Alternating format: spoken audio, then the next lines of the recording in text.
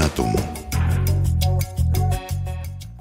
Հանրային ռադիոյի ուղիղ եթերում Վերնատունն է, ես Նազել Օհանյանն եմ, ողջույն սիրելի ռադիոլսողներ, Հանրային ռադիոյի կայք էջում ու նաև Facebook-յան տիրույթում այս պահին մեզ դիտողներ, հետևողներ, իմ հյուրն այսօր Հայաստանի Գեղարվեստի ակադեմիայի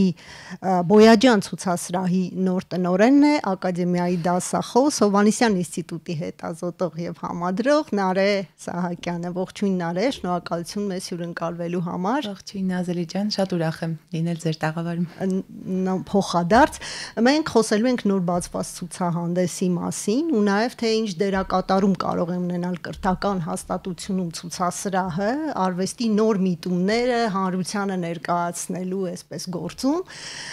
Նարե, Գեղարվեստի պետական ակադեմիան այս տարի նշում է իր 80-ամյակը եւ օրերս բացված նկարելով մտածել մարմինը որպես բնորդ ցուցահանդեսը նաև նվիրված է այդ հոբելյանին։ Ներկայացված աշխատանքները ակադեմիայի տարբեր տարիների ուսանողների կարծես թե գործերն են, որքանով հասկացա, եւ դուք ուսումնասիրել եք, հետազոտել եք ինչ է եւ այսպես ցուցադրության արժանի նյութերը ներկայացրել եք, ինչ որոշակի կապ կա 80-ամյա ավանդույթի ու այս գործերի հետ, մարմնի հետազոտության, մարմինը պատկերելու ավանդույթի։ Դե նկարչությունը դրանից է սկիզբ առնում։ Ակադեմիական նկարչությունը նախ եւ առաջ մարդու մարմնի հետազոտությունը կամ ոչ միայն մարդու, առհասարակ գծանկարով հետազոտությունը։ Ուրեմն Ակադեմիայի 80-ամյակը այդ իմաստով նշանավորվում է մեր ֆոնդերից առանձնացված գործերով, որոնք ցույց են տալիս, թե այս ակադեմիայում ոնց են հետազոտել տարիներ, տասնամյակներ, ոնց են այդ հետազոտությունը իրագործել, որպեսզի այսօր մեր ուսանողը կարողանա նկատել, թե իր ձեռքի մեջ, իր աշխատող նկարող ձեռքի մեջ ինչ ավանդույթ է աշխատում եւ կարողանա ինքնագիտակից լինել այդ ավանդույթի հանդեպ ու նորից նայել այդ ավանդույթին իբրև հետազոտելու ու ստեղծագործելու ավանդույթ միաժամանակ։ Իսկ ինչպես են ընտրվել գործերը, ինչ սկզբունքով, ասենք, որ տարիների հատկապես գործերն են, որ ուշագրավ են։ Ես ցուցահանդեսը մտածվել է խնդիրներով, նկարիչները գիտեն, որ մարմին պատկերելիս տարբեր խնդիրներ ենք դնում եւ ընտրությունը այդպես է կատարվել մեր մարմնի պատկերման տարբեր խնդիրներ են ներկայացված, ցուցասրահը նաև բաժանումներ ունի, որով կարելի է տեսնել այդ տարբեր խնդիրները, ընտրությունը մեծ հաշվով այդպես է եղել եւ բնականաբար ընտրել ենք ուշագրավ, հետաքրքիր գծանկարներ, որոնցից շատ-շատերը նաև այնպիսի նկարիչների աշխատանքներ են, ովքեր մեր սանն են եղել տասնամյակներ առաջ ակադեմիայի, բայց հիմա արդեն շատերին հայտնի են իբրև հայ արվեստի շարունակողներ, Էսա հայտնի արվեստագետներ գուցե։ Այո, հայտնի արվեստագետներ, օրինակ Ալեքսանդր Գրիգորյանը, Արփենիկ Ղափանցյանը, Հենրիկ Սիրավյանը, Սարգիս Չիբուխչյանը եւ էլի շատերը, որ այս պահին։ Բայց դրանք նրանց ուսանողական աշխատանքներն են, այսպես գծանկարները։ Հա, օրինակ Ալեքսանդր Գրիգորյանի երկրորդ կուրսի գծանկարն է։ Իսկ հիմա էլ է շարունակվում այդ ավանդույթը աշակերտների, ուսանողների գործերը ուղղակի վերցնել, պահել, արխիվավորել, հա։ Հա, այդ սկզբունքը կա, ակադեմիան ունի իր ֆոնդը, որտեղ պահվում են ամեն ստուգատեսից հետո արժանի գործերը, դասախոսների կողմից ընտրվում են եւ պահվում են մեր ֆոնդում, այո։ Ուրեմն ակադեմիան տենց նաև որոշ ֆոնդ ունի, որի հետ կարելի է աշխատել եւ այդ նաև նշանակում է ակադեմիայի 80-ամյա ավանդույթի հետ աշխատել։ Ահա ձեզ կապը մեր ցուցահանդեսի եւ ակադեմիայի 80-ամյակի։ Եվ 80-ամյակի հետ կապված էլի ծրագրեր կան նմանատիպ, որ հնարավոր է որ ցուցասրահում ներկայացվեն, այս անգամ այլ թեմայով գուցե։ 80-ամյակի հետ կապված ուղիղ այս պահին մտքեր չունենք դեռևս ցուցահանդեսի, բայց ընդհանուր առմամբ այս տարվա գործունեությունը կապված է 80-ամյակի հետ եւ առիթը 80-ամյակը մեզ համար էլ շատ կարևոր է նորից նայելու թե ակադեմիան ինչ ավանդույթ է, որտեղ ի վերջո ակադեմիան Գեղարվեստի ակադեմիան Հայաստանում պրոֆեսիոնալ արվեստ սովորելու միակ հաստատությունն է, որն ունի 80-ամյա պատմություն։ Այս եթե դուրս ենք հանում ամյակի տոնակատարությունների մի տեսակ պաշտոնական շրջանակից, այս հետաքրքիր միտքը մեր արվեստի համար ընդհանրապես։ Մեր հայ արվեստը պրոֆեսիոնալ ավանդույթ ունի եւ դա 80 տարի ձգվել է առանց ընդհատման։ Այդ ոնց որ հավես միտք է, չէ՞։ Իհարկե հավես միտք է, մանավանդ որ փորձում ենք գնահատել այսօր մենք ինչ ունենք արված նաև այդ 80-ամյա այդպես ավանդույթի արդյունքում, չէ։ Այո, իհարկե։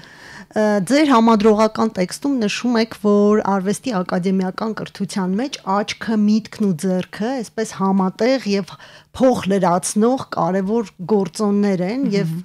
դա է գլխավոր այդպես մղող առաջնորդող բանը արվեստագետին կամ ուսանողին հետաքրքիր է ես տարիներ շարունակ ինձ մոտ տպավորություն կար մենք եթերից առաջել էինք այդ մասին խոսում բայց դուք ինձ հետ չհամաձայնվեցիք ինչ որտեղ ես կուզեի այս խոսակցությունը բացենք եթերում եւ մեր ռադիոլսողը մեզ նույնպես լսի ինձ մոտ տպավորություն կար որ ակադեմիայում հատկապես խորհրդային տրադիցիայի խորհրդային ավանդույթի համաձայն ավելի շատ աչքի ու ձեռքի գործոնն է եղել եւ ավելի քիչ մտքի հիմա միտքը նաեւ այսպես շատ կարեւոր դերակատարում ունի այստեղ բայց դուք ինձ հուշեցիք շատ ճիշտ ձևով որ ասացիք որ ձեռքը մտածում է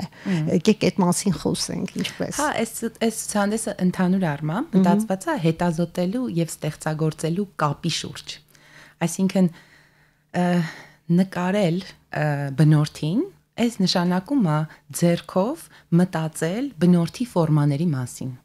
ուրեմն ձեռքը մտածում է այդ իմաստով եւ մտածելը տենց բարդ գործ է էլի հազար ու մի մասեր են մտածում նկարչական ավանդույթը զգայական աշխարհի հետազոտության հետ է կապված որը ինքնին մտածելու ավանդույթ է ուրեմն աչքը ձեռքն ու միտքը իրար հետ կազմում է այս հետազոտելու ու ստեղծագործելու մեջ ակտիվ ներգրավված այն արվեստագետի կերպարը, ով որ ես իմ ընկերներից շատերը եւ նաեւ շատերը ովքեր մեզնից առաջ են եղել, միտված են կերտելու Իսկ որտեղից է իմ այդ մտայնությունը, որ մեզանում ավելի շատ ձեռքի հմտությունն է կարևորվել արվեստագետ լինելու համար։ Ես ուզում եմ սխալ չհասկանալ, ձեռքի հմտությունը շատ կարևոր է արվեստագետ լինելու համար։ Հարցն է, որ այդ ձեռքի հմտությանը ոնց ենք մոտենում։ Իբրև ստեղծագործական բան, հմտությունը ստեղծագործական մի բան է, թե տեխնիկական։ Ահա Ես երևի տեխնիկականի մասին էի խոսում։ Հա, բայց հմտությունն ինքը փոխանցվող ավանդույթ է եւ ամենատենց իսկական ավանդույթն է, որտեվ ձեռքից ձեռք է փոխանցվում։ Այսինքն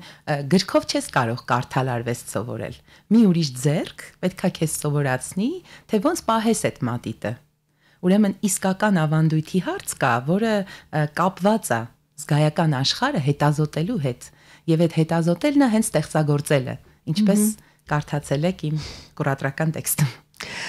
Նարե, եթե այսպես մեծ հայացքով փորձենք նայել այս ցուցահանդեսին, ինչ բացահայտումներ արեցիք դուք, որպես նաև հետազոտող, արվեստի հետազոտող ձեզ համար անձամբ ու նաև ակադեմիայի համար, նաև ուսանողների ու հանրության համար։ Իհարկե բացահայտումներ շատ կային, շատ հետաքրքիր է ակադեմիայի ֆոնդը եւ ինչքան փնտրես հետաքրքիր բաներ դուրս են գալիս, բայց իմ համար շատ կարեւոր է, որ ուսանողները կամ դիտողները այս ցուցահանդեսի իրենց համար մարտիկ բացահայտեն, մատիտի հարվածներ բացահայտեն, շտրիխներ բացահայտեն, որոնց մասին կարող են մտածել եւ Նաև ցուցահանդեսը առիթ լինի մտածելու այն ավանդույթի մասին, որի հետ կապված են իրենք։ Գիտակցված թե անգիտակից կապված են այս կամ այն կերպ։ Շատ լավ, կարելի է ասել, որ ընդհանրապես մարմինը պատկերելու ավանդույթը մեր նկարչական կամ կերպարվեստի ավանդույթի մեջ, այսպես ասած, շատ այսպես ամուր հիմքեր ունի, կարելի է այդպես ասել։ Գիտեք, երբ որ ասում եմ պրոֆեսիոնալ արվեստի ավանդման հաստատություն, նկատի ունեմ ակադեմիան, եւ ակադեմիական կրթությունն է, որ հիմքում արվեստագետի կրթության հիմքում դնում է գծանկարը։ Ուրեմն, եթե հարցը այնա թե արդյոք մեր մոտ լավ հաստատված ավանդույթներ կան, այո, մեր մոտ կան 80-ամյա հաստատված ավանդույթներ։ Այսինքն ակադեմիայի հետ է կապված գծանկարը, որպես նկարչի հմտության հիմք դնելու գործը։ Եվ ամենևին մենք չենք բարդույթավորվում մարմնից, չենք վախենում մարմինը մերկ տեսնելուց, հա, եւ պատկերելուց, եւ տեսնելուց, հա։ Իսկ նա այդ մասնագիտական հարց է, եթերից առաջ էլ մի քիչ խոսում ենք այդ մասին, հաճախ է լինում, որ օրինակ այս ցուցահանդեսի հետ կապված հայացքն այնպեսին է, որ ավելի լայն հանրային դաշտում մերկության հանդեպ որոշ զգացողություններ կան եւ դա կոտրելու տենց արարքա ցուցահանդեսը, բայց պետք է ինձ թվում է նաեւ նկատի ունենալ, որ արվեստագետների համար, արվեստագետների համայնքում այդ իրանց գործի մասն է։ Մերկ մարմինը ուրիշ մեկի ցանկալի մարմինը չի։ Այս մի բան է, որի հետ աշխատում է արվեստագետի աչքը, միտքն ու ձեռքը։ Ուրեմն այդ մի տեսակ, երբ որ ակադեմիայի ներսից ես նայում, մեր ուսանողները շատ հանգիստ են մարմնի մերկության հետ։ Ուրիշ է, թե ինչպես դրսից կերևա, այդ արդեն գնահատականների հարց է, բայց առնվազն ակադեմիայի ներսում ես չեմ կարծում, որ այդպիսի տենց տաբուներ կոտրելու հարց կա այս ցուցահանդեսի մեջ։ Շատ ավելի լավ, որովհետև այդպես մտայնություն կա ընդհանուր, որ մենք կոմպլեքսավորված ժողովուրդ ենք, որ մենք մեր մարմնի հետ այսպես խնդիր ունենք եւ այլն, ունենք իհարկե, բայց դա երևի այլ խոսակցության թեմա է։ Ես կուզեի խոսեինք ձեր պաշտոնից, նոր եք ստանձնել տնօրենի պաշտոնը, ես գիտեմ, որ Բոյաջյան ցուցասրահը գրեթե եթե չեմ սխալվում 20-ամյա պատմություն ունի, այո, ու այդտեղ բարբերաբար ցուցահանդեսներ են եղել, այն փոքր մասշտաբի էսպես տարածք է, բայց շատ հետաքրքիր առաջարկներով է միշտ էսպես ներկայացել։ Ես կուզեի խոսեինք ձեր գործառույթի ու ընդհանրապես ձեր տեսլականի մասին ցուցասրահի հետ կապված։ Մերսի հարցի համար, այս հարցին որպես պատասխան, այս հարցի պատասխանը ես մտածել եմ 3 ամիս մոտավորապես, հուլիսից է, որ ստանձնել եմ այս գործը, ակադեմիայի ցուցասրահը, որ գրում է Ալբերտ եւ Թով Բոյաջյանների անունը, հիմնադրվել է 2001 թվականին։ 24-ամյա արդեն ցուցասրահը երկար տարիներ մեր ուսանողների համար, ակադեմիայի ուսանողների համար հանդիսացել է իրենց առաջին ցուցադրման վայրը։ Եվ այս շատ հատուկ նշանակություն ունի ամբողջ ակադեմիայի համար։ Ուրեմն ինքը մի իմաստով հիմնադրվել է իբրև կապող օղակ ակադեմիական կրթության եւ արվեստի դաշտ մտնելու։ Ես ստանձնելով այս գործը հիմնվել եմ սրա վրա։ Շատ ցուցահանդեսներ են արվել այստեղ եւ հիմա էլ կայացած լիք արվեստագետներ կան, որ հարցնեք, առաջինը ցուցադրվել են մեզ մոտ։ Ես այս կապող օղակ լինելու տրամաբանությունը ընդունել եմ որպես իմ աշխատանքի սկզբունքներից մեկը եւ փորձ եմ անում զարգացնել այս տրամաբանությունը, կապող օղակ դարձնել ցուցասրահը ակադեմիայի, հայաստանյան արվեստի դաշտի եւ միջազգային որոշ շրջանակների միջազգային արվեստի միջև տենց փող խոսակցությունների, հա, եւ որ ասում եմ խոսակցություններ ուղիղ իմաստով մի պատկերացրեք, տարբեր գործեր ցուցադրվելու, դրանք նայելու, իրար կողք դնելու եւ այլն, տենց մի տեղ եմ պատկերացնում, ինչը իր առանձնահատուկ առավելություններն ունի։ Ցուցասրահն ինքը կրթական ցուցասրահ է։ ուրեմն բնույթը, այս առանձնահատուկ բնույթը թույլ է տալիս մեզ տեղ բացելու, խոսելու բաների մասին, որոնք սովորաբար դժվար ուրիշ բնույթ ունեցող ցուցասրահը կարողանա իրեն թույլ տալ։ Օրինակ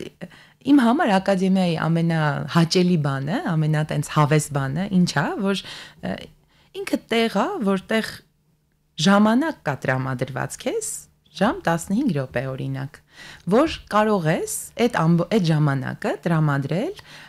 մտածելու մի շատ կոնկրետ հարցի մասին, որը առանձնապես քո առօրյայի մասը չի։ Հա, օրինակ, ասենք, չգիտեմ, գերմանացի ռոմանտիկ քննադատ Վիլհելմ Վակենրոդերը իմ կյանքի առօրյա գործունեության համար տենց էական դեր կենսական չի, հա, բայց սրտիս մեջ տեղ ունի եւ միջև ձեր եթեր գալը ժամ ու 15 րոպե իր մասին եմ մտածել։ Այդ իմ համար ակադեմիայի մեջ իմ ամենասիրելի բաներից է, որ այդ տեղը կա, մտածելու ժամանակը կա։ Եվ ցուցասրահի պարագայում ցուցասրահն էլ լինելով ակադեմիայի ցուցասրահը տեղ է տալիս մտածելու եւ արտահայտվելու նաեւ այո մտածելու քննարկելու նայելու եւ նաեւ մտածելու մեր այսօր արվեստի դաշտում կատարվողի մասին օրինակ տենց մի նախաձեռնություն ունենք մենք կոչվում է հայ արվեստի անցուդարձ եւ սրա շրջանակում նախատեսում ենք հայաստանյան արվեստի դաշտում կատարվողը սովորություն դարձնել մասնագետների մասնակցությամբ քննարկել մեզ մոտ։ Օրինակ առաջին համաձայնությունը ունենք պատկերասրահի հետ, ազգային պատկերասրահի հետ, գիտեք, որ ազգային պատկերասրահը բացել է իր մշտական ցուցադրությունը վերջերս, չէ՞։ Բայց այդ մասին օրինակ տեղ պետքա լինի խոսելու, մասնագետների ներգրավելու, որոնցից շատերը մեր դասախոսներն են ակադեմիայի, եւ մի տեսակ նաեւ այդ կապող օղակի տրամաբանությունը այսպես շարունակելու, որտեղ օղակը միակողմանի չի, միայն մեր ուսանողները չեն կապվում դաշտի հետ, նաև հակառակն է տեղի ունենում, եւ այս օղակի տրամաբանությունը օրինակ այսպես է աշխատում։ Դուք հետեւաբար փորձում եք նաև քննադատական մտածողությունը զարգացնել, հա, եւ շատ կարեւորում եք, փաստորեն որքանով հասկացա, դուք այդպիսի շեշտադրմամբ եք մոտենում կրթությանը նաև։ Հա, ընդհանուր առմամբ, այո, ճիշտ է։ Եվ այս նախաձեռնություններն էլ սրա շուրջ են, բայց եւի շարունակեմ կարճ ասել ցուցասրահի կառուցվածքը մի քիչ։ Մենք ունենք հիմնական սրահ, որտեղ նախորդ օրինակ տարիներին շատ ավելի հաճախ են եղել մեր մոտ ցուցահանդեսներ եւ շատ են եղել, ինչը հրաշալի է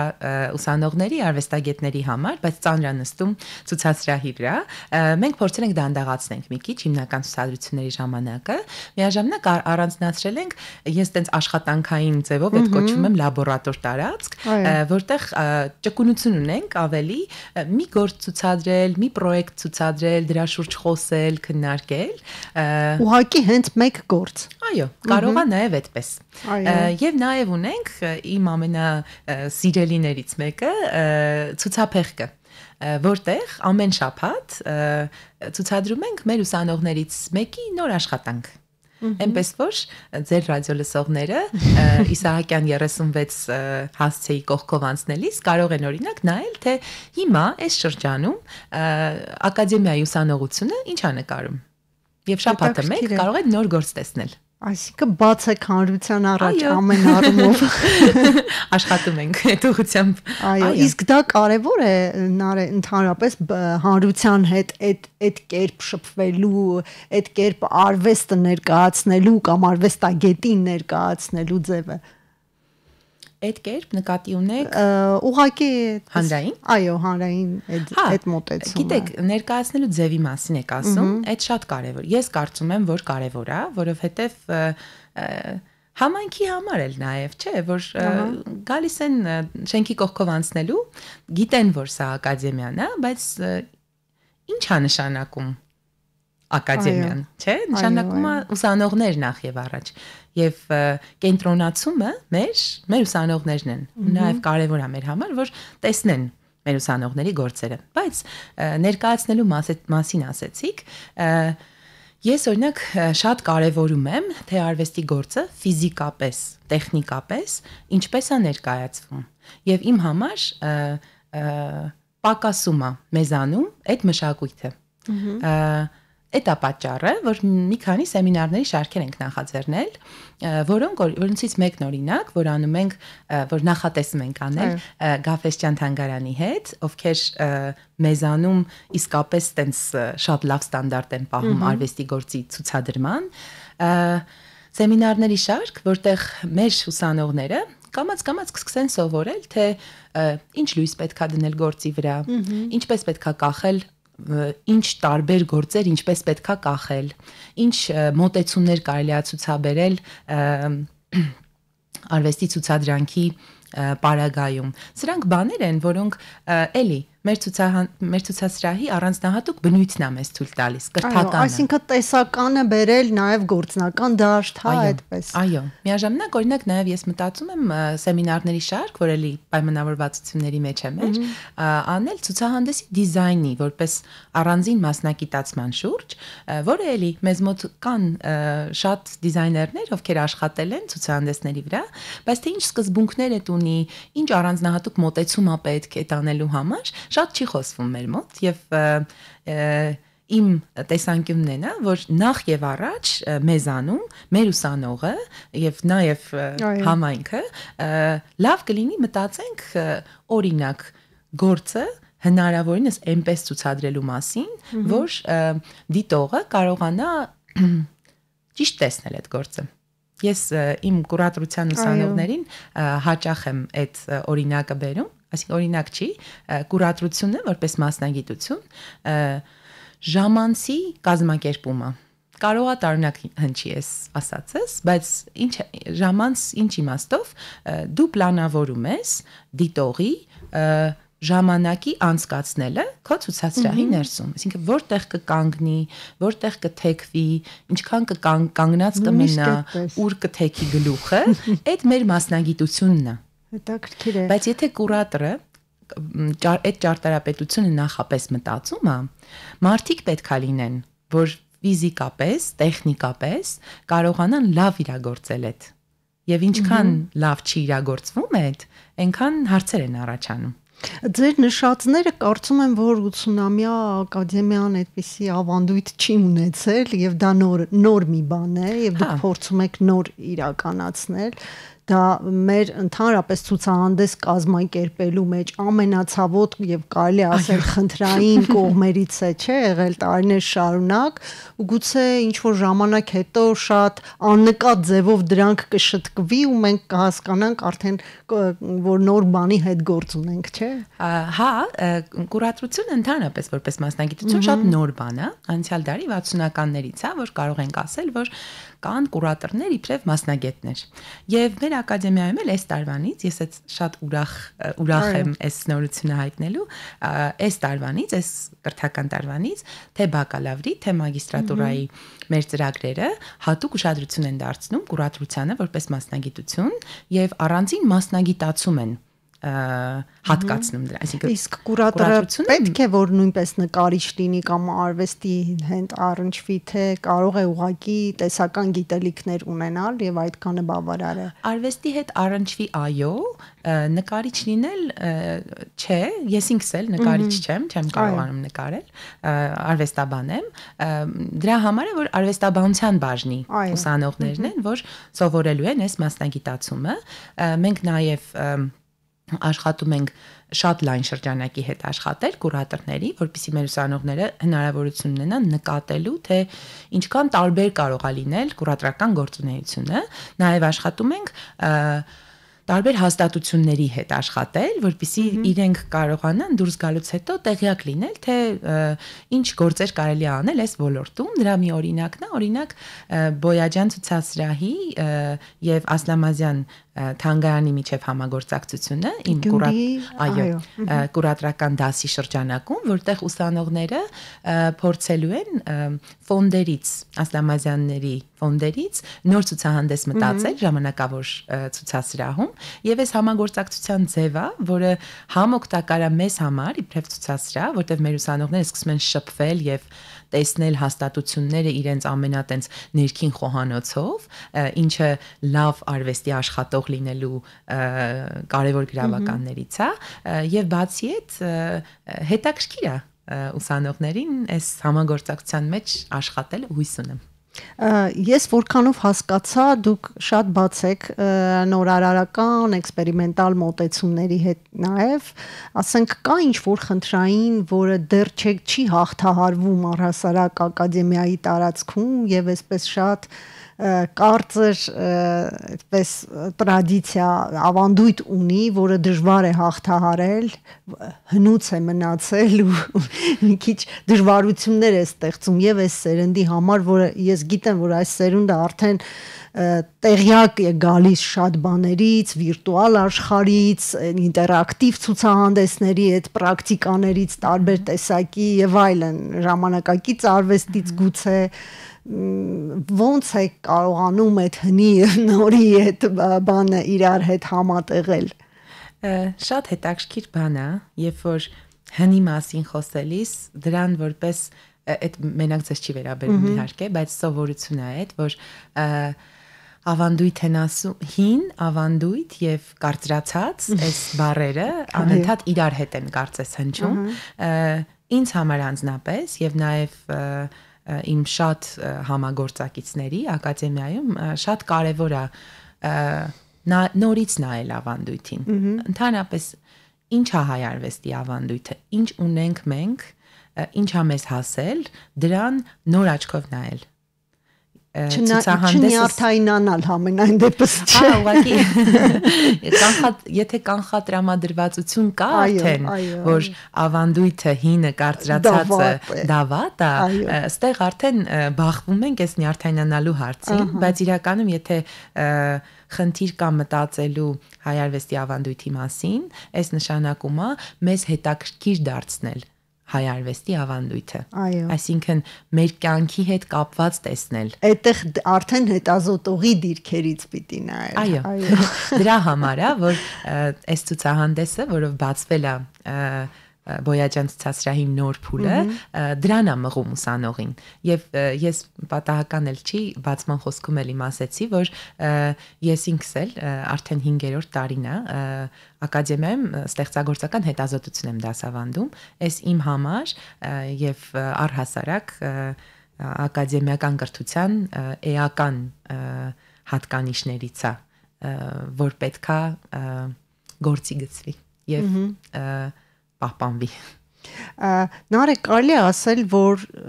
դուք հիմա ինչ-որ փոփոխությունների ծրագիր եք փորձում իրականացնել։ Բայց եթե կարճ ձևակերպենք, որտեղ փոփոխությունների շատ լավ չեմ հասկանում ինչ նկատի ունեք, ընդհանուր առմամբ փոփոխություն։ Եղածը փոխելու, նոր բաներ անելու, ինչ-որ մարտահրավերների գնալու, չգիտեմ։ Այդպիսի տրամադրություններով սովորաբար նոր պաշտոնը կամ նոր ինչ-որ բան ստանձնելը փորձում է այդպես մարտահրավեր նետել, չէ՞, ամեն ինչին։ Հա, դուք ասեցիք, որ ես Հովհաննիսյան ինստիտուտի հետազոտող եմ, նաև ձեր եթերում շատ ենք խոսել մեր հետազոտական սկզբունքների մասին, մեր համար շատ կարևոր է հեղափոխականությունը կամ փոփոխությունը տեսնել հինը մտածելու, հինը նորովի մտածելու մեջ եւ իմ աշխատանքի սկզբունքն էլ շատ նման է դրան։ Ես ասացի, որ հիմնադրումը այս ցուցասրահի նպատակ է ունեցել եւ իմ պլանները, որոնք այո, կարող են թարմ թվալ, նոր թվալ, չթվալ, թարմ են, նոր են եւ այլն, նախ եւ առաջ հիմքում ունեն այն նպատակը, որով հաստատվել է ոչ միայն ակադեմիան, այլ նաեւ ցուցասրահը ինքը։ Այսինքն նորություններ, փոփոխություններ բերելը հնարավոր չի առանց որոշակի ավանդույթ ունենալու մեջքիդ հետևում։ Շնորհակալություն Նարե, թերևս այսքանը, եթե հավելելու որևէ բան ունեք, շատ կարճ։ Կարծես չէ, համեցեք մեր ցուցասրահ, ամեն ամիս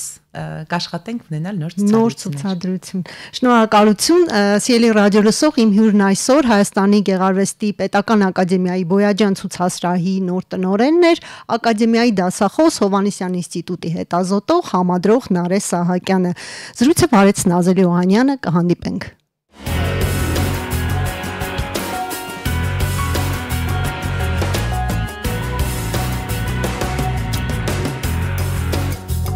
Վերնատուն